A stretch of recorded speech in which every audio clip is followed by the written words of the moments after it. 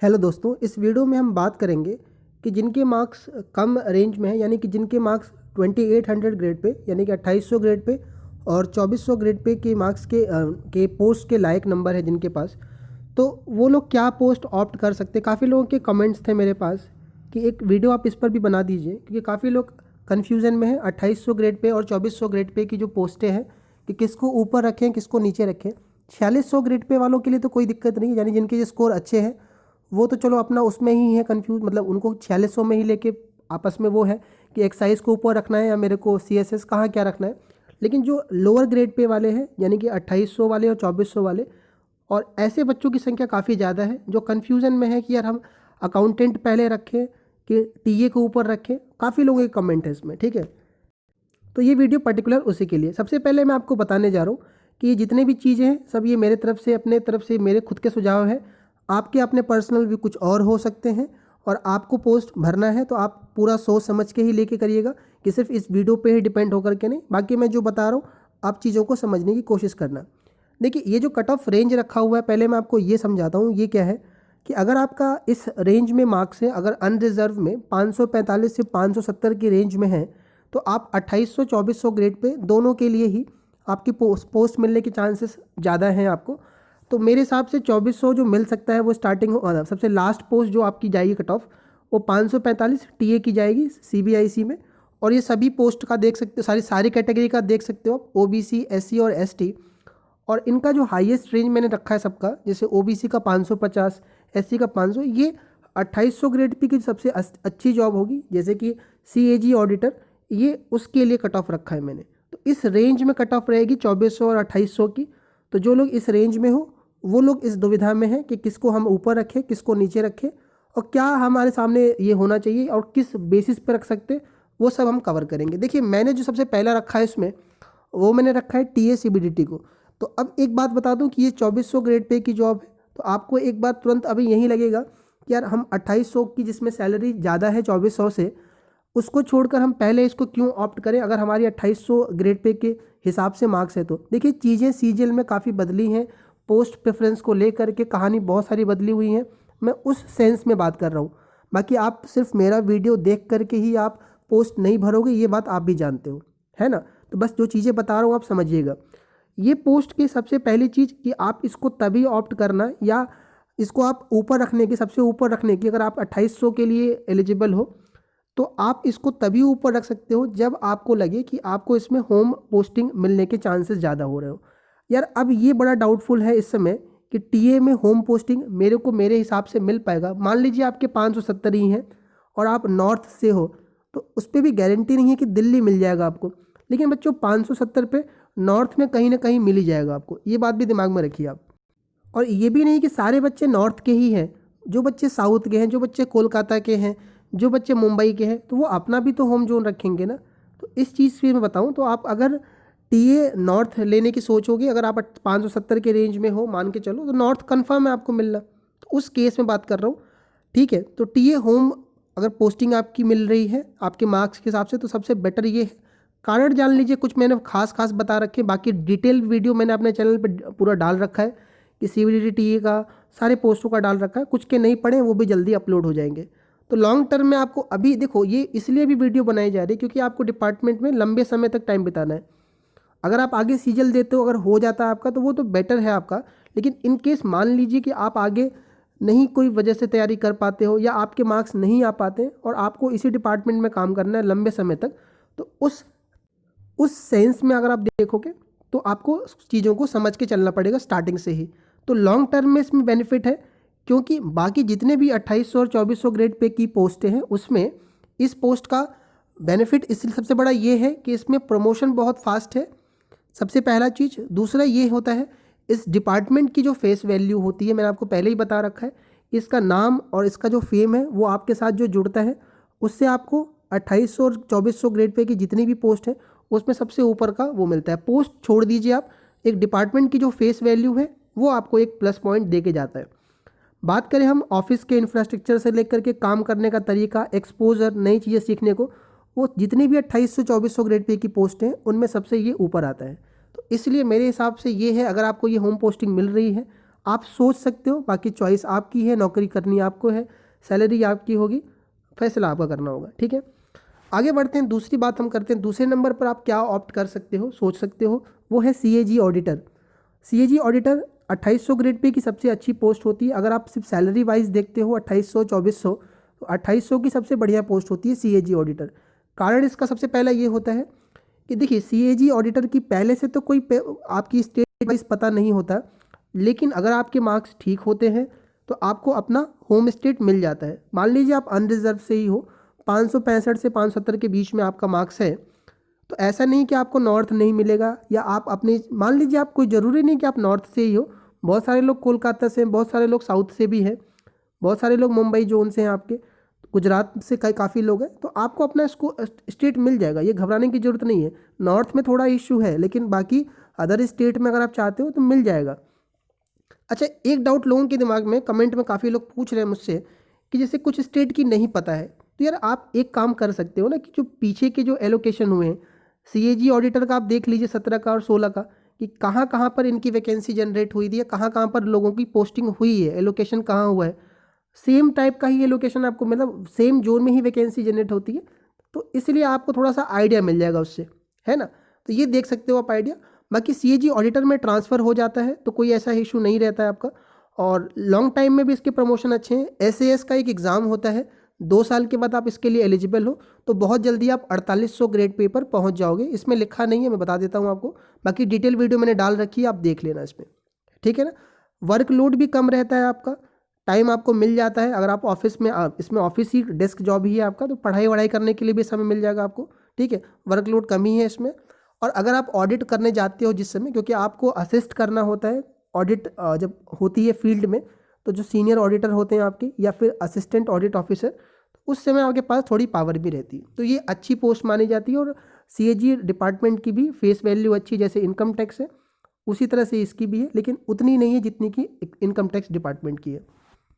बात करते हैं तीसरा, CGA अकाउंटेंट। देखिए CGA अकाउंटेंट जो होती है, इसकी मिनिस्ट्री की जो पोस्टिंग होती है, ये सिर्फ दिल्ली में ही नहीं है, आपको ये कैपिटल्स में मिल जाएंगी, बाकी दूसरे जगहों पर भी मिल जाती है, तो इसमें भी आपको होम पोस्टिंग मिल जाती है। दूसरी बात, इसमें भी ट्रांसफ़र होते हैं, ट्रांसफ़र आप करा सकते हो। वर्कलोड नॉर्मल है इसमें भी, ठीक है। प्रमोशन इसमें अच्छा है, प्रमोशन नॉर्मल होते रहते हैं, और ट्रांसफ़र का मैंने बता दिया कि कोई दिक्कत नहीं है, सैलरी भी ठीक है इसका। और इसमें अगर आपको मिनिस्ट्री दिल्ली मिल जाती है, तो जो आपका होम स्टेट दिल्ली का रहता है इशू, वो ख़त्म हो जाता है, ठीक है। तो ये मेरे हिसाब से ऑडिटर के बाद ये तीसरे नंबर पर आप इसको ऑप्ट कर सकते हो, 2800 ग्रेड पे को लेकर के हम बात करें, और 2400 में। तो बात कर लेते हैं चौथे नंबर पर। चौथे नंबर पर मेरे हिसाब से जो अकाउंटेंट है आपका, मिनिस्ट्री ऑफ टेली कम्युनिकेशन, उसको आप ऑप्ट कर सकते हो। सेम टाइप का जॉब नेचर है आपका, अकाउंटेंट जैसे आपने CGA देखा था, इसी टाइप का इसमें भी काम है। इसमें भी आपका होम पोस्टिंग की, क्योंकि इसमें वैकेंसी ठीक ठाक है आपके, तो जिनमें वैकेंसी बल्क में ज़्यादा में होती है, उसमें आपको अपना होम स्टेट, होम जोन मिलने के चांसेस ज़्यादा रहते हैं। क्योंकि 2800 और 2400 में सबसे बड़ा मैटर जो करेगा वो आपका होम पोस्टिंग करेगा, क्योंकि सैलरी उतनी ज़्यादा नहीं रहेगी। और दूसरी बात ये भी है कि आपको थोड़ा टाइम भी चाहिए होगा, अगर आप आगे की अच्छी पोस्ट के लिए चाहते हो, तो टाइम अगर मिल पाता है तो उससे अच्छी पोस्ट के लिए आप तैयारी कर पाते हो। क्योंकि लो ग्रेड पे की है, तो आपके दिमाग में रहेगा कि क्यों ना हम अच्छी ग्रेड पे के लिए तैयारी करके नया जॉब, कुछ दूसरी अच्छी जॉब पकड़ लें। तो इसमें आपको होम पोस्टिंग मिलने के रहेंगे, क्योंकि वैकेंसी इसमें ठीक ठाक है। दूसरी बात, ट्रांसफ़र में इसमें कोई इशू नहीं है। देखिए ट्रांसफ़र का इशू इसलिए बता रहा हूँ क्योंकि कुछ डिपार्टमेंट में, जैसे मैंने जो इनकम टैक्स का बताया था स्टार्टिंग में, उसमें बताया था आपको पहले भी मैंने, कि उसमें ICT बंद हो चुकी है, तो उसमें आपको जो सा जोन एक बार मिल गया, उसमें आप ट्रांसफ़र नहीं करा सकते हो। अभी जो प्रेजेंट सिनेरियो चल रहा है उसमें, अगर वो ICT हटती है तो फिर ट्रांसफ़र हो जाएंगे। CGS इसमें मिनिस्ट्री ऑफ टेलीकम्युनिकेशन में ऐसा कोई दिक्कत नहीं है, आप ट्रांसफ़र ले सकते हो कुछ साल सर्विस करने के बाद। उसका भी एक रूल होता है, जब आप जाओगे सर्विस में तो समझ में आएगा कि 3 साल सर्विस पूरी करने के बाद, कुछ डिपार्टमेंट का अपना अलग अलग है, आप ट्रांसफ़र के लिए अप्लाई कर देते हो। वर्कलोड की बात करें, वर्कलोड नॉर्मल ही रहता है आपका। कुछ मिनिस्ट्री के अंदर काम, 1-2 मिनिस्ट्री हैं जिनमें काम ज़्यादा होता है, बाकी कोई ऐसा नहीं। आप चाहो तो टाइम निकाल के आप पढ़ाई भी, स्टडी अपना कंटिन्यू कर सकते हो, तो इसको भी सोच सकते हो आप उसके बाद, ठीक है। CGA के बाद आप इसको सोच सकते हो। बात करते हैं 5वें नंबर पे आप क्या सोच सकते हो उसके नीचे, वो है CGDA ऑडिटर। लेकिन CGDA ऑडिटर में आप एक बात ध्यान रखिएगा कि इसमें आपका होम जो एलोकेशन होता है आपका, वो आपका रैंडम होता है, रैंक के हिसाब से नहीं होता। तो अगर आपकी रैंक अच्छी भी है तो आपको हो सकता है कोई आपको दूसरा स्टेट मिल जाए, एक इसका यही ड्रॉबैक है। लेकिन इसमें ये भी कहा जाता है कि आपका होम जो एड्रेस है उसको देख के ही पोस्टिंग देते हैं, लेकिन ये दिमाग में रख के चलना कि जो उसकी एलोकेशन होती है वो रैंडम होती है। बात करें कि अगर मान लीजिए आपको अपना होम स्टेट नहीं मिलता है, कि मान लीजिए आप हरियाणा चाहते हो या दिल्ली चाहते हो और आपको मिल गया, इन केस मान लीजिए आपको जयपुर मिल गया या कोई और मिल गया दूसरा स्टेट, तो आप 3 साल की सर्विस करने के बाद ट्रांसफ़र करवा के अपने स्टेट आ जाओगे। इसमें ट्रांसफ़र में कोई दिक्कत नहीं है। CGDA में वर्कलोड की बात कर ले, कुछ जो सेक्शन है इसमें जहाँ पर थोड़ा सा काम होता है, बाकी नॉर्मल काम है, फील्ड डेस्क जॉब है, फील्ड जॉब ज़्यादा नहीं होता है। इसमें टाइम के लिए, पढ़ाई के लिए समय निकाल सकते हो आप, कोई ऐसा इशू नहीं होता। दूसरी बात, SAS का एग्ज़ाम इसमें भी, अच्छा पीछे वाले में भी अकाउंटेंट में भी है SAS का एग्ज़ाम, ध्यान रखिएगा। और SAS का एग्ज़ाम इसमें 2 साल के बाद आप एलिजिबल होते हो इस परीक्षा में बैठने के लिए, और अगर आप ये क्लियर करते हो तो इसमें सबसे बढ़िया बात होती है कि जल्दी ही आप 4800 ग्रेड पे की जॉब पकड़ लेते हो, जो कि है AAO की। तो बहुत फास्ट प्रमोशन ले सकते हो इसके थ्रू। एक प्लस पॉइंट इसमें होता है जो कैंटीन कार्ड मिलता है, उस पर आप शायद कुछ लिमिट होती, 5,500 रुपये तक का सामान, हाँ 5,500 का सामान आप हर महीने खरीद सकते हो, ग्रोसरी के कम रेट पर मिल जाता है। और बहुत सारे चीज़ें होती हैं जो घर की डेली नीड की आपकी होती है, वो पूरी हो जाती है वहाँ से, ठीक है। तो ये ध्यान रखिएगा, इसका कुछ बेनिफिट है आपके CGD ऑडिटर के। और CGD ऑडिटर में एक बात और ध्यान रखिएगा कि जैसे आप AAO के लिए क्वालिफाई हो गए, आपको तुरंत ही वो पोस्ट एलोकेट कर दी जाती है, लेकिन CAG में थोड़ा सा वक्त लगता है, 1 साल का समय लगता है। 6ठे नंबर पर आप रख सकते हो accountant DOP, department of post. Department of post थोड़ा सा मैं आपको कहूँगा कि इसको आप डाउन में रखने का कारण कुछ जान लीजिए ध्यान से मेरे हिसाब से। बाकी आप रख सकते हो, मैंने कहा आप एक बार और भी रिसर्च कर सकते हो जितना टाइम आपको मिले।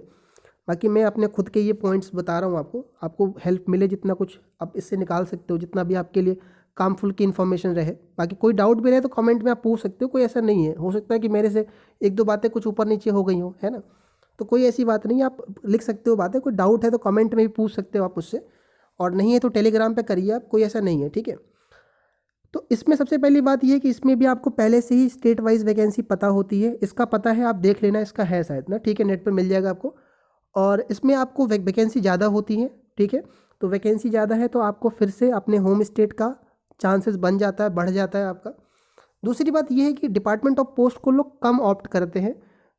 इसका दिक्कत ये है कि इसका जो वर्किंग नेचर है थोड़ा सा बहुत ही ओल्ड टाइप का है। दूसरी बात ये होती है इसमें कि इसमें कुछ ड्रॉबैक्स है आपके 1-2, इसीलिए इसको लोग थोड़ा सा नीचे रखते हैं। जैसे इंस्पेक्टर ऑफ पोस्ट होती है वैसे इसमें भी। और इसमें बता दूं मैं आपको, वर्कलोड ज़्यादा तो नहीं है, लेकिन इसमें प्रमोशन बहुत स्लो होता है।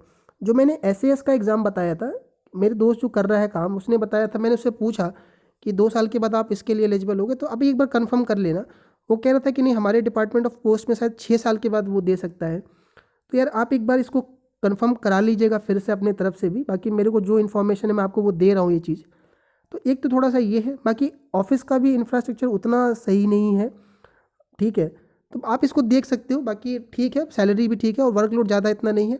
ट्रांसफ़र इसमें भी हो जाते हैं, ठीक है, आप अपना होम स्टेट करवा सकते हो 3-4 साल के बाद, जो नॉर्मल ट्रांसफ़र पॉलिसी होती है हर डिपार्टमेंट की, उस हिसाब से इसमें भी आ सकते हो आप। 7वें नंबर पर रख सकते हो आप अपर डिवीज़न क्लर्क को। UDC की पोस्ट जो होती है, इसमें मिनिस्ट्री की पोस्ट ज़्यादातर है UDC में, लेकिन सभी की सभी UDC की सारी मिनिस्ट्री जो है दिल्ली में, सारी पोस्टें नहीं है, कुछ पोस्टें दिल्ली में है, कुछ मैक्सिमम पोस्टें दिल्ली में, कुछ पोस्टें दिल्ली से बाहर है, ठीक है। जैसे मैं आपको एग्जांपल दे दूं, मिनिस्ट्री ऑफ आपका साइंस में एक मिनिस्ट्री और है, उसमें भी देख लीजिएगा कि इनमें कुछ पोस्टिंग दिल्ली से भी बाहर है, लेकिन मैक्सिमम पोस्टिंग दिल्ली में है आपका। दूसरी बात करें कि अगर आपकी दिल्ली में पोस्टिंग होती है UDC के थ्रू, तो आपको ट्रांसफ़र का इशू नहीं रहता, क्योंकि पूरी सर्विस वहीं निकालनी होती है।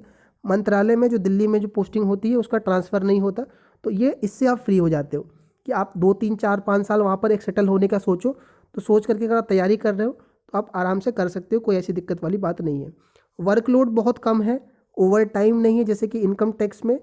बाकी वो में कभी कभी समय समय पर जब रेड वगैरह लगते हैं या फिर ऑडिट वगैरह होता है तो ऑडिटर का काम बढ़ जाता है, फाइनेंशियल क्लोजर के टाइम पर अकाउंटेंट का काम बढ़ जाता है।